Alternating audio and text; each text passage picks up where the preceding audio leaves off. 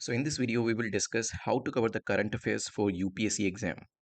So जो topics हम इसमें कवर करने वाले हैं देखेंगे पहले कि why to cover the current affairs, then sources क्या होने चाहिए हमारे, उसके बाद नेक्स्ट क्वेश्चन कितने महीनों के करंट अफेयर्स हमें कवर करने, because that is also a very recurring question.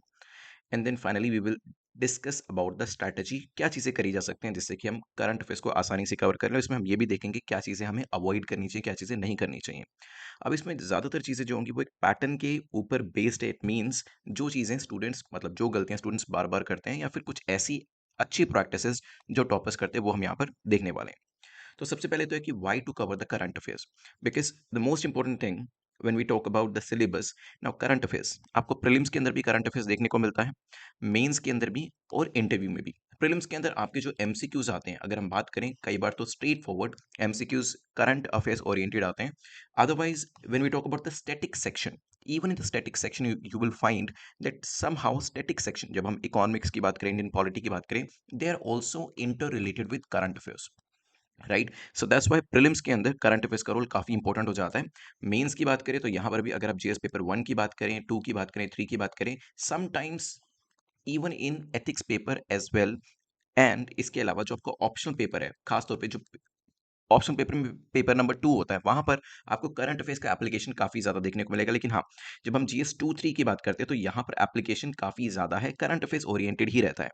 Interview की बात करते हैं तो वहां पर भी जो क्वेश्चन आपसे पूछे जाते हैं, अदर देन द डैफ, जो डैफ में लिखा है वहां से तो क्वेश्चन होते ही हैं, लेकिन क्या चीजें वहां पर उस वक्त चल रही हैं, इंटरव्यू जब आपका होने वाला होता है उस दौरान या फिर उस साल में कौन कौन सी इंपॉर्टेंट चीजें हैं वो भी वहां पर आपसे पूछ ली जाती हैं. ठीक है. यहाँ पर जो लोग आपका इंटरव्यू ले रहे होते हैं, they are also from diverse background. तो कुछ कोई लोग आर्मी से भी हो सकते हैं, कोई साइकोलॉजिस्ट भी हो सकता है, someone can be a professor as well. तो newspaper is something which is which is basically their habit to read almost on daily basis, and therefore जब उनको डैफ में से कुछ समझ में नहीं आता या फिर डैफ में से वो क्वेश्चन पूछ चुके होते हैं, तो नेक्स्ट चीज जो वो जानना चाहते हैं वो है आप लोगों की अवेयरनेस. राइट. तो यहाँ पर करंट अफेयर्स के क्वेश्चन इंटरव्यू में भी पूछे जाते हैं. सो this is the only area जो आपको प्रीलिम्स, मेंस, इंटरव्यू तीनों जगह पर देखने को मिलेगा. बिकॉज हो सकता है स्टैटिक बेस्ड क्वेश्चन वो आपसे इंटरव्यू में पूछे ना पूछे, लेकिन करंट अफेयर्स ओरिएंटेड क्वेश्चन वहां पर पूछे ही जाते हैं. This is the reason that we need to cover current affairs.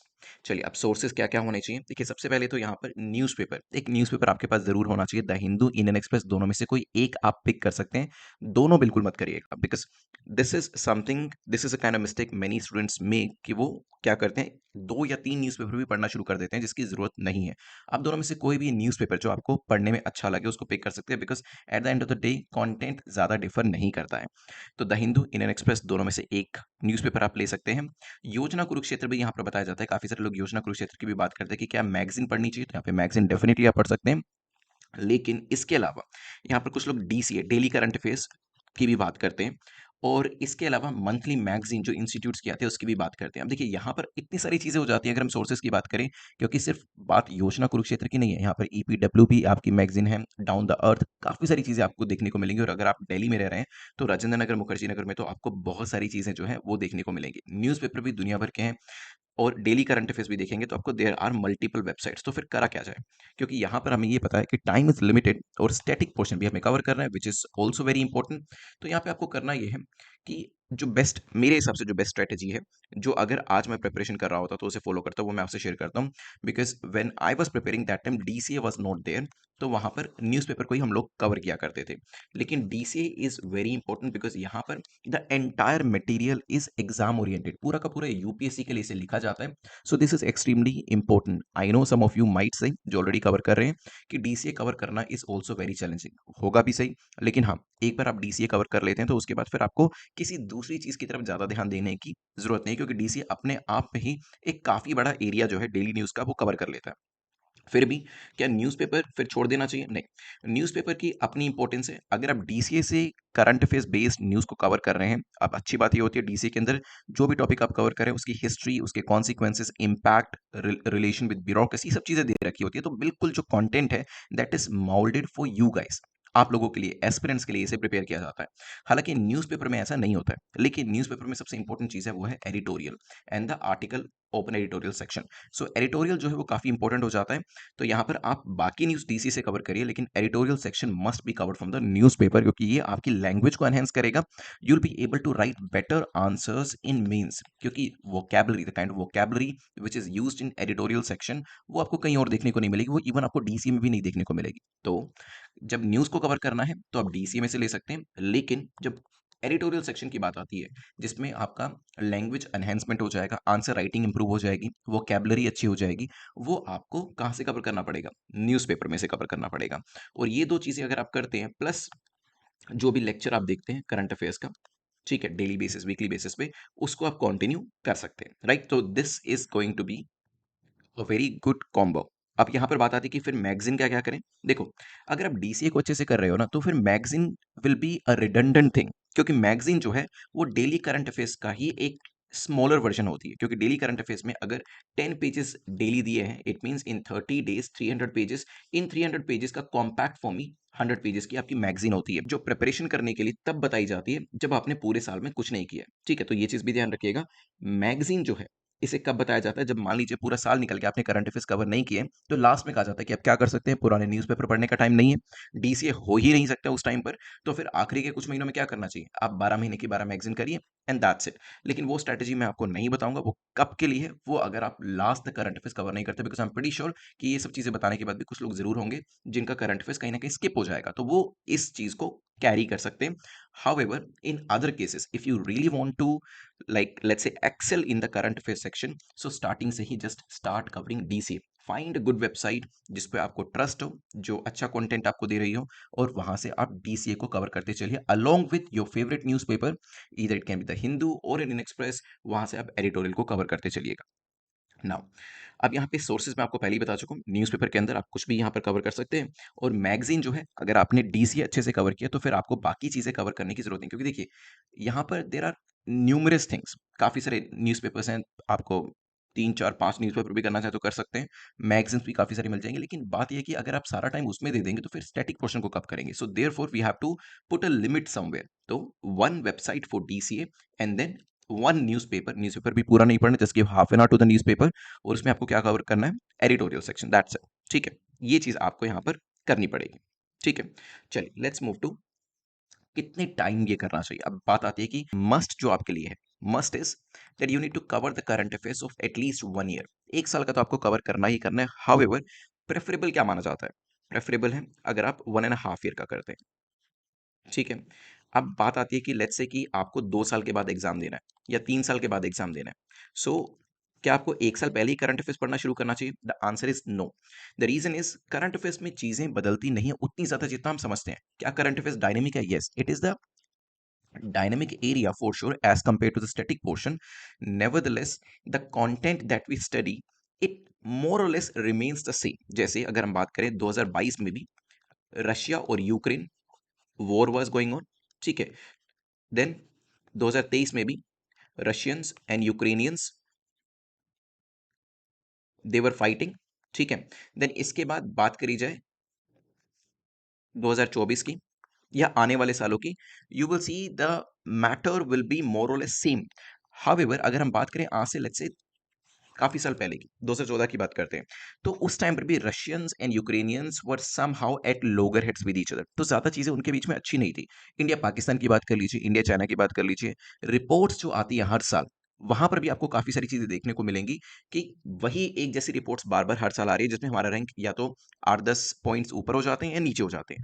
तो अगर आप मान लीजिए 3 साल के बाद एग्जाम देना चाहते हैं, और आज भी अगर आप 2 घंटे, 2.5 घंटे, even 1 hour if you give to the current affairs, by the time you are supposed to appear for the exam, your current affairs section will be extremely strong। ठीक है, तो एक साल पहले तैयारी शुरू करने से अच्छा ये है कि आप अभी से थोड़ा थोड़ा करंट अफेयर्स पढ़ते चले, क्योंकि आपको ये रियलाइज होगा कि bye the time you reach that exam year, your current affairs will be rock solid. ठीक है, तो यहाँ पे कोशिश यही करनी है कि ये मत सोचिएगा क्योंकि 3 साल के बाद एग्जाम देना है तो मुझे 3 साल के बाद ही, या फिर 3 साल से 1 साल पहले से हमें तैयारी शुरू करनी चाहिए। आपको आज से ही करंट अफेयर्स शुरू कर देना चाहिए, because sooner you start preparing for the current affairs, आप देखिएगा कि वो काफी ज्यादा स्ट्रॉन्ग हो जाएगा। And as I already said, जब हम जीएस पेपर 2 और 3 की बात करते हैं, इवन इन जीएस 1 एंड 4 कुछ एरिया आपको देखने को मिलेगा।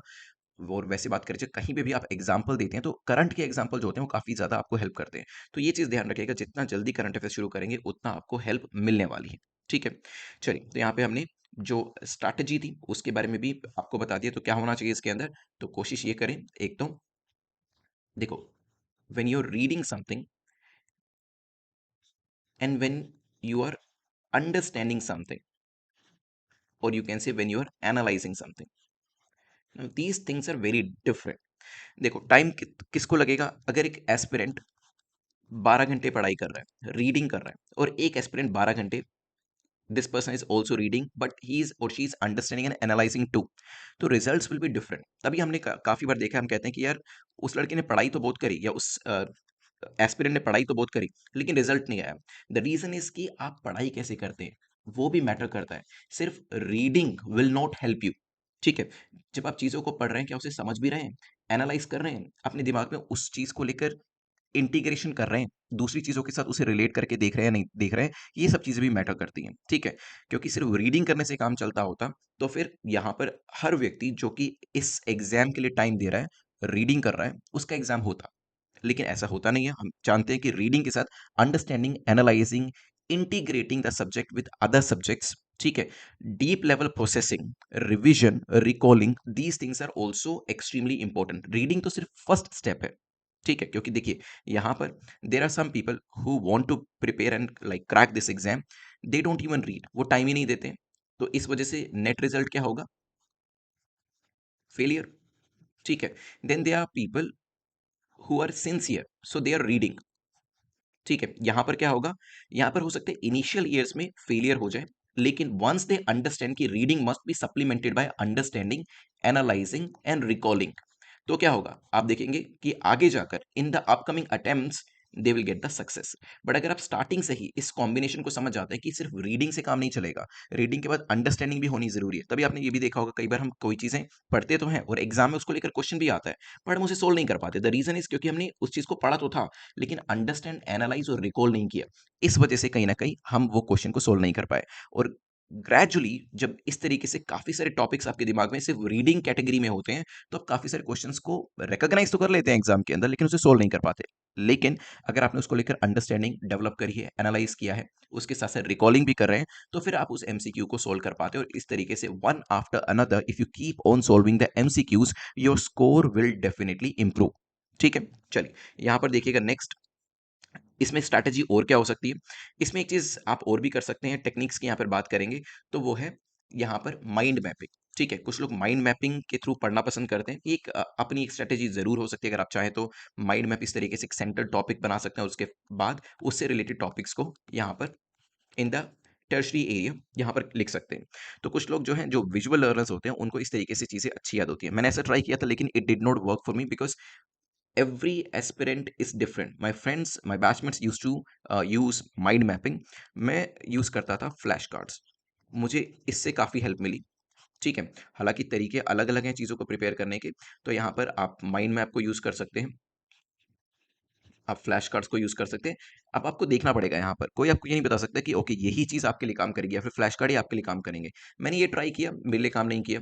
मैंने 2-3 चीज़ें और ट्राई करी, मेरे लिए काम नहीं करी। लेकिन जब मैंने फ्लैश कार्ड ट्राई किया तो मुझे लगा कि ये मेरे लिए काम भी कर रही है, and I am able to revise things better. तो मैंने अपने नोट्स जो थे वो फ्लैश कार्ड की फॉर्म में ही बनाने शुरू कर दिए, डिजिटल फॉर्म में बनाए थे। ठीक है, but again every person is different, तो मैं ये नहीं कह सकता कि सबको फ्लैश कार्ड ही करने चाहिए, माइंड मैप ही करना चाहिए, नोट्स बनाने ही चाहिए, नोट्स नहीं बनाने चाहिए, ऑनलाइन बनाने चाहिए, ऑफलाइन बनाने चाहिए। It has to be decided by you. और आपको खुद कैसे पता चलेगा, जब आप चीज़ों को ट्राई करेंगे, ट्रायल एंड एरर आपको यहाँ पर करना पड़ेगा। जितना चीज़ों को ट्राई करेंगे, यहाँ पे आपको समझ में आएगा कि विच आर द थिंग्स जो आपको सूट कर रही हैं, और उसी चीज़ को कैरी ऑन करेगा। Remaining things you can dispose. अगर मैंने भी उस टाइम पर प्रिपरेशन करते हुए 10 चीज़ों को ट्राई किया होगा, तो शायद 10 में से 2 ही चीज़ें काम करी होंगी, और 8 को फिर मैंने उस पर टाइम नहीं लगाया। राइट, तो ये चीज़ें आपको यहाँ पर देखनी पड़ेंगी। अब बात आता है नोट्स बनाने चाहिए, यहाँ पे नहीं बनाना चाहिए। It again, it is individualistic. शुरू से बनाते हुए आ रहे हो तो यहाँ पर इस चीज़ को कैरी ऑन कर सकते हो, otherwise you can skip it too. I always use to make notes, because मुझे ये समझ में आया कि अगर मैं 2 घंटे न्यूज़पेपर पढ़ने में लगा रहा हूँ, after 6 months I will not be able to recall anything from this newspaper. लेकिन इस 2 घंटे के अंदर अगर मैं 30 मिनट्स और ऐड कर देता हूँ, तो क्या होगा, इस 30 मिनट्स में मैं अपने नोट्स बना लूँगा and I will be able to revise these notes like 1 महीने में 1 बार, मे बी देन 3 महीने में 1 बार, देन 6 महीने में 1 बार। तो हो सकता है जो भी चीज़ें मैंने न्यूज़पेपर में पढ़ी, अगर 10 चीज़ें पढ़ी, तो 10 में से मैं 5 या 6 तो रिकॉल कर ही दूँगा। So that's why my preference was that I should make notes and I used to do it even in the college and the school period, ठीक है? तो note taking is something which help me a lot, तो आप भी इस चीज़ को try कर सकते हैं। करंट अफेयर्स के अंदर भी ये चीज़ आपको काफ़ी हेल्प करेगी, बिकॉज़ करंट अफेयर्स के अंदर एक अपर लिमिट जो है वो नहीं होती है। जैसे जो मटेरियल होता है इसको लेकर, वो आपको डेली बेसिस पे बढ़ता हुआ दिखाई देगा, कुछ नई-नई चीज़ें आ रही होंगी, नई-नई डेवलपमेंट हो रही होंगी। तो यहाँ पे नोट्स बनाएँगे तो चीज़ों को मैनेज करना आपके लिए आसान हो जाएगा। अब बात आती है नोट्स कैसे बनाएँ? क्या ऑनलाइन नोट्स बनाएँ या फिर ऑफलाइन नोट्स बनाएँ? आई प्रेफर्ड ऑनलाइन, हालाँकि दोनों के अपने-अपने फ़ायदे नुकसान हैं। ऑफलाइन की बात करते हैं, तो आपकी राइटिंग प्रैक्टिस अच्छी हो जाती है इससे, लेकिन ऑर्गनाइज़ करना काफ़ी मुश्किल होता है। आपकी एक नोटबुक भरेगी, फिर दूसरी नोटबुक भरेगी, ऐसे करते-करते बहुत सारी नोटबुक्स हो जाएँगी और फिर उसे मैनेज करना मुश्किल हो जाएगा। Moreover if you want to add some notes, delete some notes, वो भी इसमें डिफ़िकल्ट होता है। लेकिन हाँ, राइटिंग प्रैक्टिस आपकी ज़रूर हो जाती है। ऑनलाइन के अंदर क्या फ़ायदा है? ऑर्गनाइज़ करना इज़ वेरी ईज़ी, क्योंकि इसमें कोई नोटबुक बनाने की ज़रूरत नहीं है। आप जितने चाहे नोट्स ऐड कर सकते हैं। इसमें आप नोट्स के साथ-साथ पिक्चर्स, इन्फोग्राफिक भी ऐड कर सकते हैं, जो काफ़ी आपको हेल्प करेंगे। नोट्स को डिलीट करना, हाइलाइट करना, ऐड करना, ये सब चीज़ें काफ़ी आसान होती हैं। और अभी एक जो राइटिंग प्रैक्टिस वाली चीज़ है, वो आप इसमें भी ऐड कर सकते हैं, क्योंकि आजकल स्टाइलस जो हैं, वो काफ़ी काम करते हैं। तो आप अगर आईपैड यूज़ करते हैं, कोई भी टैबलेट यूज़ करते हैं, तो स्टाइलस के थ्रू भी आपने देखा होगा कि आप जो भी चीज़ लिखते हैं, वो टेक्स्ट में कन्वर्ट हो जाती है। तो इस तरीके से भी आप अपने नोट्स को सेव कर सकते हैं। तो ऑनलाइन के अंदर आपको काफ़ी ज़्यादा एडवांटेज जो है, मिल सकती है, और यही चीज़ आप करंट अफेयर्स के अंदर भी कहीं न कहीं यूज़ कर सकते हैं। ठीक है? तो digital versus handwritten notes जो है, उसमें ऑर्गेनाइजेशन का एक इश्यू ज़रूर रहता है, तो ये देखिएगा। लास्ट में हम बात करेंगे रिवीजन की, तो यहाँ पर weekly and monthly revision session ज़रूर होने चाहिए। वैसे तो मैं रेकमेंड करता हूँ कि अगर हम बात करें तो आपकी फॉरगेटिंग कर्व कैसी होती है? कुछ इस तरीके से, जो भी चीज़ें आपने आज पढ़ी, एक दिन मतलब 24 आवर्स में ऐसा कहा जाता है कि most of that material around probably 60 to 80% depend करते हैं इंडिविजुअल के ऊपर, यू टेंड टू फॉरगेट अगर आप उसे रिवाइज़ नहीं कर रहे हैं। तो कोशिश क्या करनी है? तो daily revision, then weekly, then monthly, then quarterly, biannual, annual, इस तरीके से आप कर सकते हैं। तो 1 घंटा डेली लास्ट में, जो आपका लास्ट स्टडी का आवर होगा, उसमें सोने से पहले वाला जो घंटा होगा, उसको सोच लीजिएगा कि this 1 hour I need to dedicate for revision purpose only. Weekly कैसे कर सकते हैं? एवरी वीक संडे को आप चूज कर सकते हैं, Sunday should be the revision day, ठीक है? मंथली क्या कर सकते हैं? The last day of every month should be for the revision. तो वीकली में संडे को जो भी आपने 6 दिन में चीजें पढ़ी हैं, उसको रिवाइज कर सकते हैं। मंथली में पूरे महीने जो चीजें पढ़ी हैं, लास्ट डे में आप उसे रिवाइज कर सकते हैं। डेली में लास्ट 1 आवर में जो पूरे दिन में चीजें करी हैं, उसे आप जल्दी से जल्दी रिवाइज कर सकते हैं। सिमिलरली क्वार्टरली में क्या होगा? आप लास्ट क्वार्टर के 2 या 3 दिन रख सकते हैं, और उसमें पूरे 3 महीनों में आपने जो जो चीजें पढ़ी हैं, उसे रिवाइज कर सकते हैं। और इसी तरीके से एक वीक 6 महीने में, एक वीक ऐसा रख सकते हैं जिसमें आप पूरी 6 महीने में जो जो चीजें पढ़ी हैं, उसे रिवाइज कर सकते हैं। वंस यू प्रैक्टिस दिस, और ये मैं अपनी तरफ से नहीं बता रहा हूँ, there are like documented proof for the same psychology के अंदर in the chapter of memory, Ebbinghaus curve and related material ये दिया गया है, जिसमें अगर आप इस तरीके से स्टडी करते हैं, तो चीजें आप काफी कम भूलेंगे। ठीक है? यहाँ पर और क्या क्या चीजें करी जा सकती हैं, वो भी देख लेते हैं, क्योंकि हम करंट अफेयर्स की ही बात कर रहे हैं। तो अगर हम आंसर राइटिंग की बात करें, तो इसे भी स्टार्टिंग से ही लेके चलेगा। अगर आपको ये लगता है कि एक बार मैं प्रीलिम्स दे देता हूँ, उसके बाद I should focus on mains, it will not help you. अगर आपको आंसर राइटिंग करनी है, you have to do it from day one.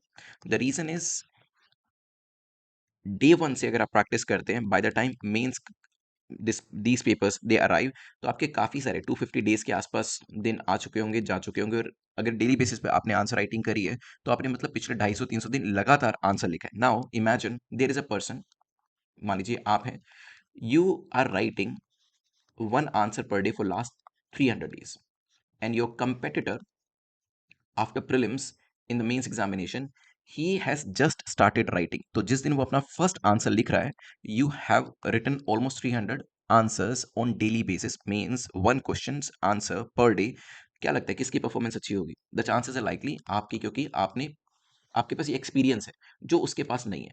तो कॉन्फिडेंस तो वैसे ही कम होगा, ठीक है? मेंटली ये पहले ही आपसे हार चुका है, ये ध्यान रखिएगा।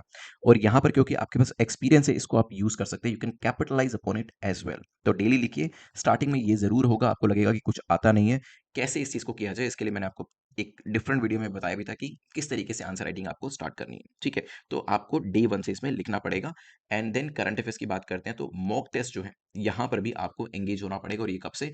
व्हेन यू नो कि आपकी प्रिपरेशन के अप्रॉक्सिमेटली 6 मंथ्स हो चुके हैं, तो वहाँ पर एक अच्छी खासी अंडरस्टैंडिंग आपको हो जाती है, तो वहाँ से आपको टेस्ट देना शुरू कर देना चाहिए।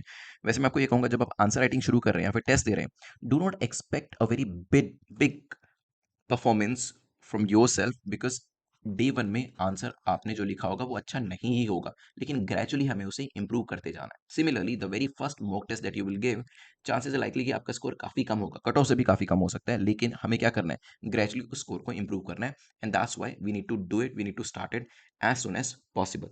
ठीक है, चलिए यहाँ पर कमेंट सेक्शन करके बताइएगा कि how did you find the video and if there is any other query, या फिर आप चाहते हैं कि फ्यूचर में कुछ और क्वेश्चंस भी लिए जाएं कंसर्निंग यूपीएससी प्रिपरेशन, तो वो भी आप कमेंट सेक्शन में मेंशन कर सकते हैं। आई organize and I'll take the feedback and then I'll try to include those questions in the upcoming videos. Thanks for watching. Take care. Goodbye.